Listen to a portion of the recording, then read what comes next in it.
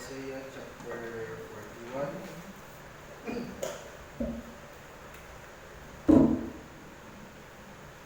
Book of Isaiah chapter 41 verse 10.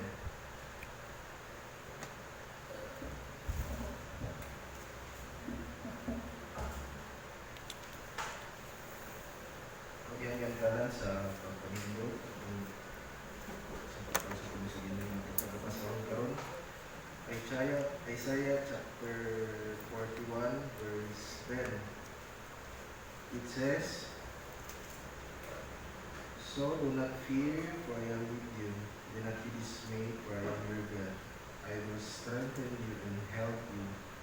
I will uphold you with my righteous right hand." Let's pray.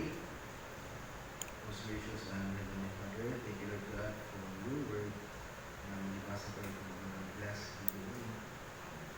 Lord, yung mag-apply sa pagsa-pagsa ng mga kasangkasi ko na huna na masakta ng mga mensahe na ipapot ka lang ito rin.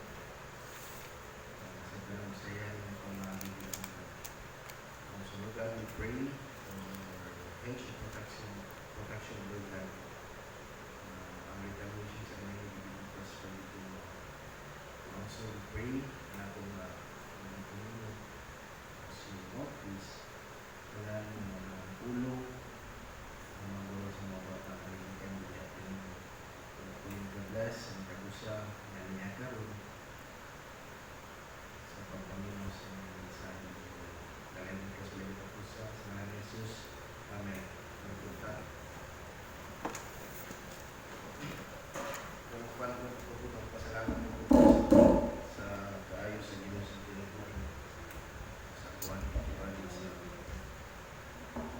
protection na ihatag, especially sa kuwan katong taas-taas na bakasyon kay talagang taraw kay taas-taas na bakasyon ng laag sa kuwan, ng laag sa Siargao kuwan. Tabo siya nga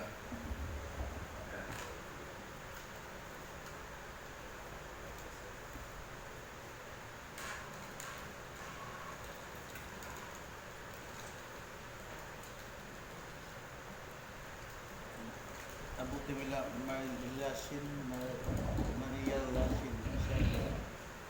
ito siya kuwan, tikibali nakahigay ito kay taro at lahat taro dito ba yung together sa kuwan ng taro sampa po nga may office may kuwan dito kaya nahita mo pa nga nakahigay mo rin kung sa kuwan pa sa government walang aral tapos lahat lang Lahat lang nakmay aral kay kuya ng kuwan mga Paris ba. Pero kagabot dito ako, hindi ako siya. Ito, sipin-sipin kagabot dito kay ang expenses kay naramang ko mag-limited lang ito ba. Sarang sa ginukod sa experience and then sa may panglawas kay wala yun ko nga. Kay kana laging gamay lang tayo ikan sa init, pumula ko bugno kay nakuha. Dito yung experience galing nga, ang simple na magmutulog na nabigani kay ikan bugdagat, ubahas ka init, tapos nato na po tayo ibalik mo lang nato siya kay nasa naging bugnawa po, pagligo yung pagtulog yung pagtulog simple na di na mo yung pagtulog. Salamat sa Ginoo po sa mga kuwan, sa aming panglawas sa ihatag, and then sa protection po sa travel.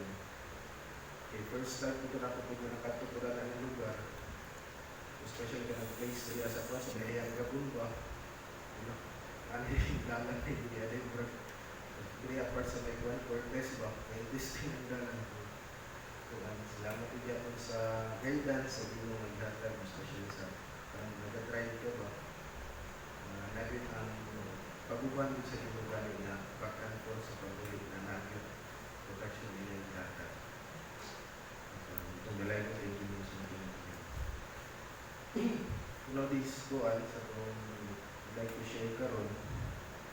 Kaya ang tanong pag-video sa kuan sa ako ang emphasis for this one is about life struggles.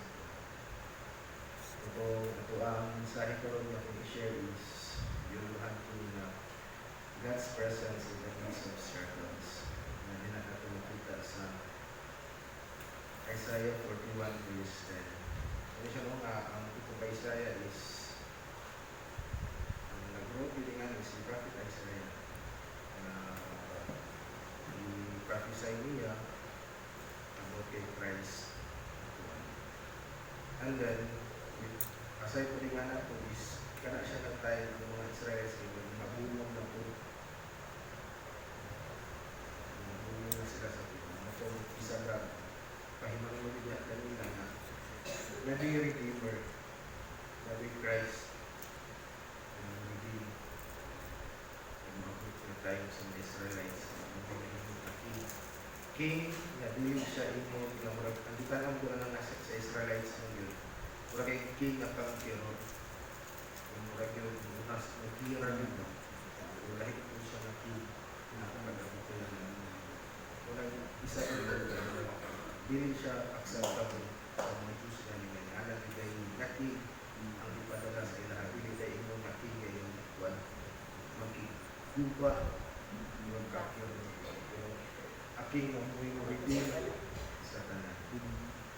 Kaya itong passage ko no, in Isaiah chapter 41 verse 10 na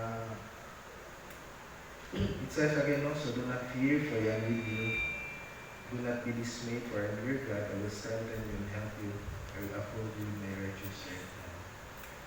In line sa ito ang emphasis ko about the life struggles na di natin na ito makita, no? Tagsa-tagsa na ito kakinabuhi. Lagi tayo gitawag na uncertainties o struggles in life. Kaya kung sa storya pa, kaya kanina mo is mga lamas na siya sa kinabuhi. Sa usapay ko lang. So sa katao, dili lang inon sa mga Kristohano, dili lang po din sa dili mga Kristohano.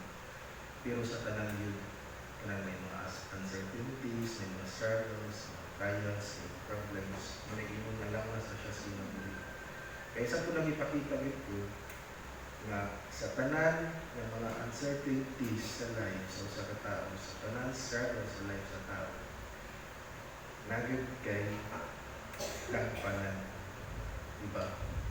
Kaya bisan nga rin ka nang dili mga Kristohano, iba din na ito makita na pag once may problema, naagin sila yung tao o naagin sila yung grupo na tuulan to solve or to comfort them sa mga struggles.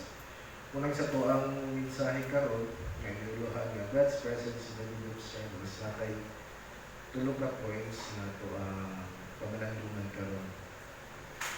The first is God's promise to be with us, or God's promise to be with us. Di ara po natin makita sa katuang main, sa katuang verse in Isaiah 41 verse 10. Inaat na ipakita dito na this verse na ang point din nga nito is nagitay assurance na nagitay assurance sa iya presensya na agad ka na ito kanunay kusog na mula hutay ta. Ang kaning presensya na i-state din niya is dili ko sa inyo na temporary na presence lang but an eternal siya. Whether we are in distress, whether we are in good, we are managingong na whether we are in bad or good, ang presensya sa Ginoo always yun nasa tuwa. Munang niya din na i-assume sa tuwa. Kung kita ko sa diba, kanang muna ang comparison sa duha katao wala diha kay Kristo, naa kay Kristo, kay pag once naa diha kay Kristo. Pero makita nato is kay balon ta kanang katawhan na ay bisa tubang na problema, whether physical ba siya natuan or emotional ba siya or financially ba siya. Kung di na nato makita yun, makumpare nato ang kay Kristo ng kay nagani ang kalipay, ibali dili lang yun na happiness but there is a joy nga nasilo siyang kasing-kasing kay itong assure siya ng ginagidagauman niya kami niya always.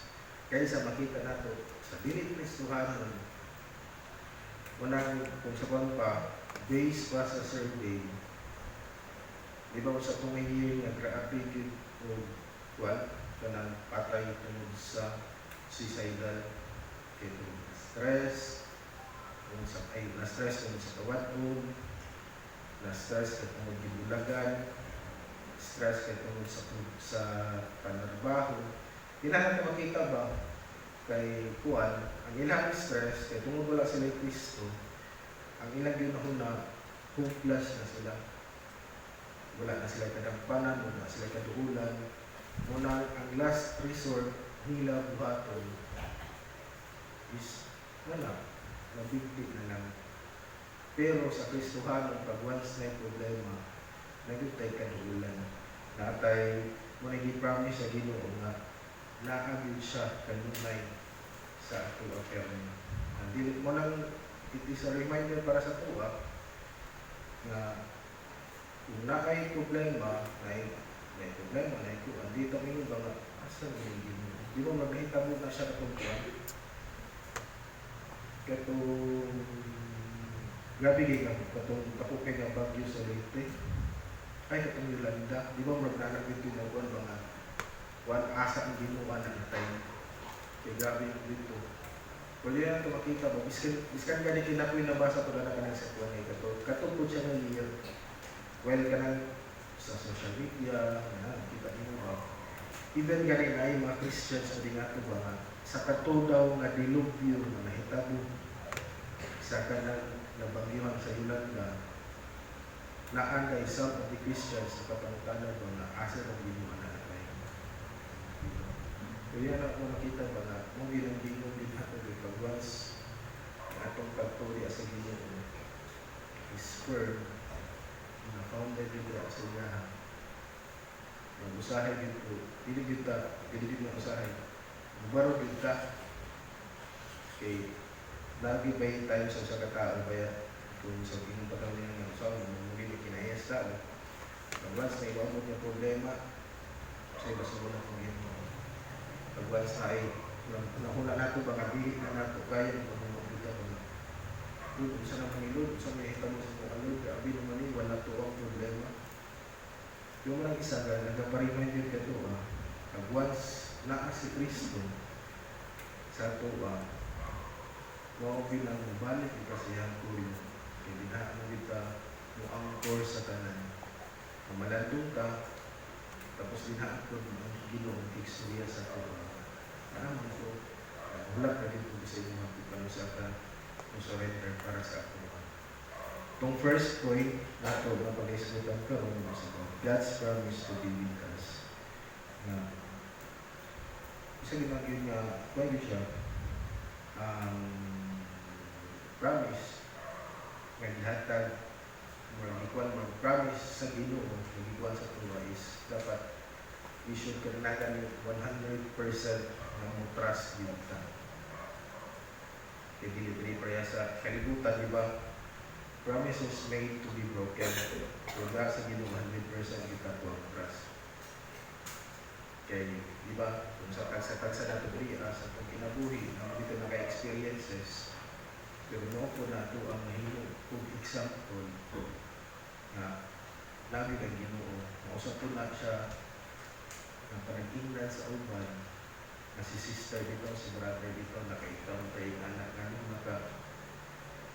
nung nabuntong Manila na or naka-overcome sila yung anak. Kaya isa po na po nga sa Kristohanon, yung pagkinabuhi, dili man ingon nga perfecto ang atong paglakaw. Yung mga ginag yun nga, padayon yung dihapon tahunan.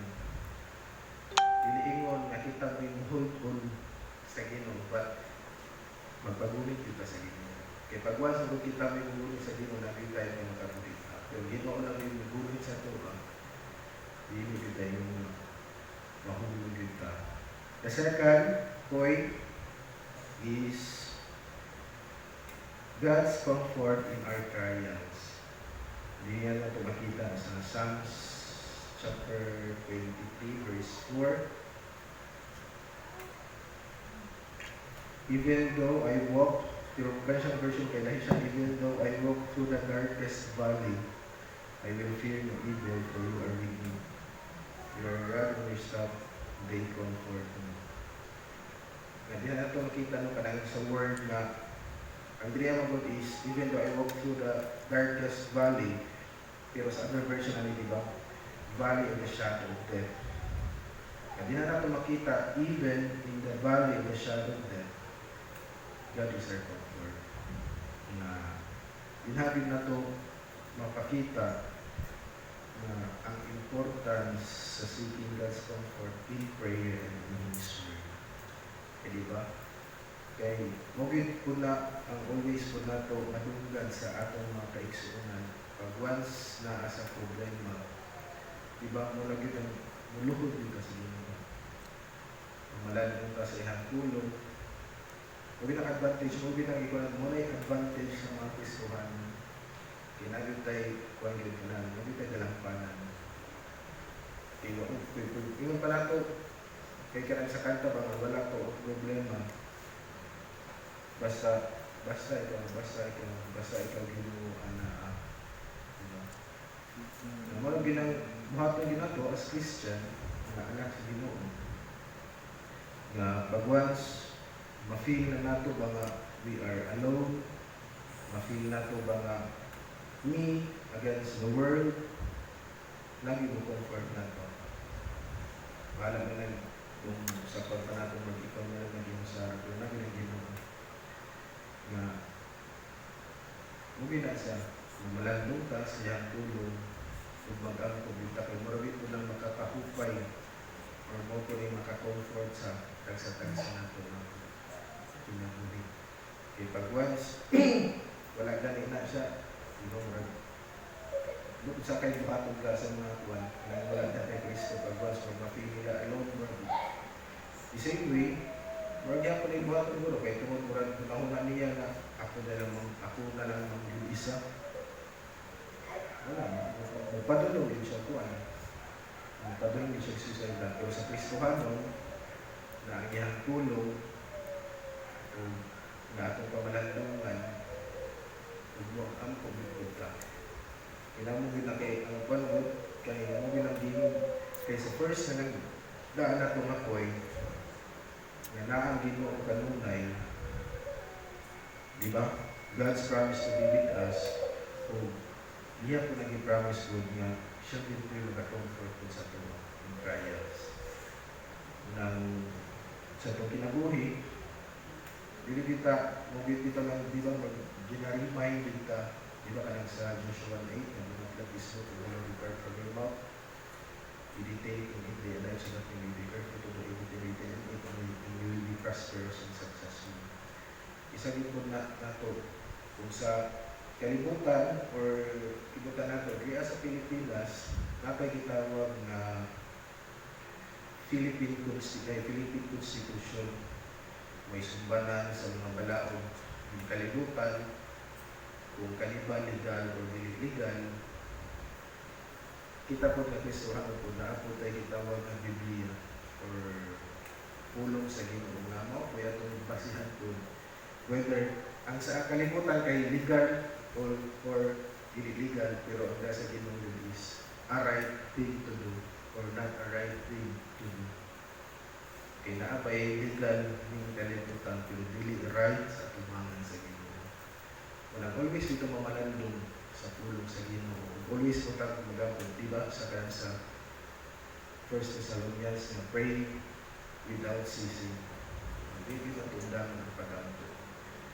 Hindi ko na ingon nga mag-ampo ka lang ka o bisig, pero everything you do, bis ka nang nagbiyahe, bis ka naglakaw ka, ito ka na po, bis ka na ka sa CR. Pag once, imong ikuan na as act of reverence ka sa itong Ginoo, it is a way na pray higit ka.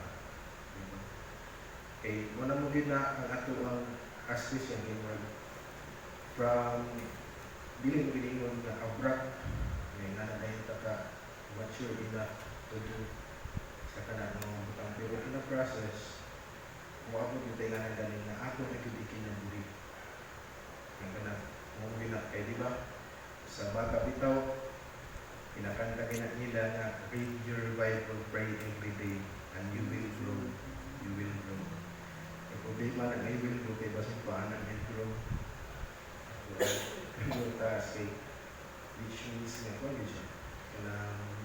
mature ang matag ko sa pag-once. Tinuloy na siya na if we pray kung nag-meditate sa Word of God, will grow didita diha kay Kristo. Ito siya no, ang second point nato sa ito ang mensahe karon. And the third is the God's unchanging faithfulness. Tingnan natin makita sa Deuteronomy chapter 31 verse 6. It says, "Be strong and courageous. Do not be afraid or terrified because of them, for the Lord your God goes with you. He will never leave you nor forsake you." Hindi mo yun na God never leaves us or forsake us, regardless kung unsa pa na siya na circumstances na atong na-face or na-encounter. Mo ginay nagpamatuloy ko ba na working kung sa one of work sa akong message karon kay mo siya prerequisites ba. Ito mo promise ang Ginoo nga naa siya kanang sa tuwa, ang mga comfort sa tuwa. Dili ko na mo sa even there are times di mo mabusay. There are times na unfaithful ka. There are times na usahay natay lapses sa kinabuhi.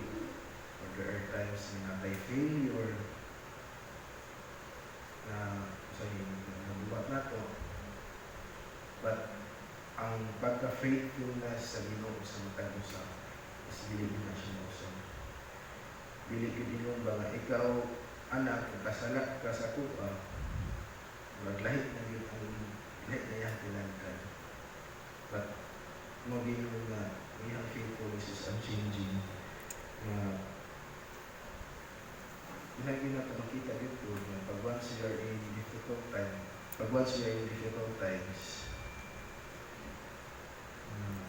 makita yun, pinagin na ito makita ang faithfulness sa Ginoo. Mugin ang wag yung galing sa kwarto na ito ikot, bili ng ibutan na ito, ibutan lang na ito sa itong nahuna, at ibutan dito na ito sa itong kasi bibigyan na pag once we are in difficult times, God is always unchanging faithfulness para sa iyong mga kaanagan. Okay, isa po na indicator na pag indicator siya na ang Ginoo is faithful na hantod ka rin na padayon ni Giyapon ka. Natay mga, di ba?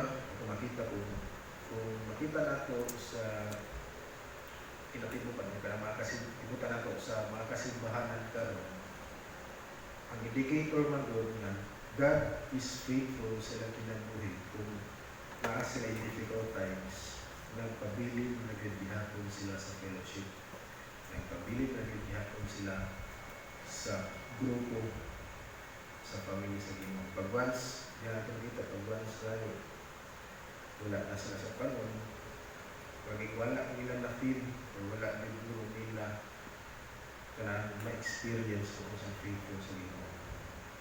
Eh di ba, panahon nato, ang isa na naglit ko din nga nato katuan, experience, ang gisya ni Pastor Edo Gagain na di ba, igsuon na ikituan, iba na igsuon, ibutan na kumudot, di ba? Igsuon na rin nagpa-vlogger tapos mahitabo nga 1 versus ang siblings ni Pastor Emilia. So diyan natin makita na nagyapon, nagpabili na gyapon sa siya, nagpabili na gyapon sa ministry. Eh tungod ang Ginoo is faithful, tapos ang Ginoo magluto di sa just God.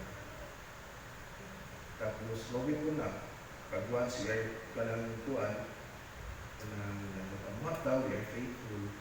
God is a just God. Mahatag ito na siya faithful. Hindi na tumulutan sa tumay. Ang favor yun sa tanan ng kanakan. Whether we wait or yes ang itubag o no ang tubag, kanatanan ng yun ang plano. Plano yun na siya sa gintaan. Iskatanaw na ito ba nga pero pagwasan, Ginoo mo yung plano, plaster din na siya tanan. Mutong third point na to sa itong mensahe karon nga wrap up na to ni from ang theme natin is about God's presence in the midst of struggles. In Isaiah 41 verse 10. Ang first point is God's promise to be with us always. Gilit mo sa inyo na temporary, but eternal na rin siya. Kamintas na patay ng kalibutan o kuhaon na ka sa Ginoo. Naagi siya always sa tuwa. Isa po na po is God comfort in our trials. Naagi yun, hindi mo may maka-comfort yun kanato kanunay. Hindi natin wala sa panunahon. Biskan po ngayon ka na ito na italikdan na ka sa inyong pamilya, italikdan na ka sa inyong italikdan na sa inyong plato. Nago ang comfort sa Ginoo. May nakapahupay sa mga ipangbati. Tapos, God's unchanging faithfulness. Faithful with always ang Ginoo na despite kung sa'yo ay punta, o hindi mo na kung sa'yo mapailit ka, ang faithfulness sa Ginoo, magpabilib din na siya kanunay. In conclusion, hindi na natin makita sa mga verse is kung hindi siya page with promises na i-design din siya to provide comfort and encouragement na face past life struggles na ito. Sa kanina verse na ito, hindi na din makakita ba na ang comfort and encouragement pag once ang tagsa-tagsa na ito mga kinabuhi na face like struggles, na it serves as a reminder that God is both powerful and personal. Kaya ready siya to help His people at one advantage to help His people or kita in their time of need. Hindi na siya dito ito ang usap ko din siya kapagpahinang mo breath. Kung na siya, refresher din siya ng mensahe ng ipaano sa Ginoo sa tuwa na sa ito ang kwarta o sa itong struggles in life. Lagi ang Ginoo in the midst sa itong struggles. Isa din hingin na makapadayon ka o na, again, ako balikon muhatag yung tagpanahon ka sa Ginoo. Matagta mo malalim kasi ang tulong biskan matibag ka na ito kung di ba ba natin itawag na daily devotion ng tayo whether sa siya mga orasa na we are preferable ay either morning siya or gabi siya pero mas better than the morning kaya may gitawag na ito na fuel, di ba? Kaya sa kaya dito, di ka nakadagan kung may gasolina kita po ng mga Kristohanon ko dili kung ka kuwan kay Kibayo Braga kung sa'yo atong buhaton pag once we are not filled by the word of God that day. Okay, namin tayo while on our way, diba kung ang sa buhaton, medyo tibata, o sa pagdibusyo ba, o sa pangangay, kung sa po yung mga buhaton nato, lagi ng kulong sa ginong minag-fuel sa tuwang na may maghatag ka na ito kusog to sustain sa adlaw na ito na pagkakuhaton. Let this word of truth na ato yung nahinukuan na ang ito paglalang mo, ang panagbutan kung bato ko pwede na-share ko sa what. Let us pray. Thank you, Lord God, for your word na sa kapag-remind sa mata ko sa iyong Lord na naagid ka kanunay in the midst of struggles of our people. Nandili kang mabiyak ka na mo, ikaw din maka-comfort ka na mo, ikaw inuhang faithfulness in all God is pili din siya mausap. Kaya mo din ang usa ka promise na ihatag ka na mo, na mo po na promise na angay na mo atagan o trust 100% kung ang litod na tikid kay tungod diligid mo siya mag-broken. Lord, salamat sa mga kaayo, sa mga grasya at panalangin ng mga sa Diyos. Ang lahat ito sa mga kapusan sa Panginoon Jesus. Amen.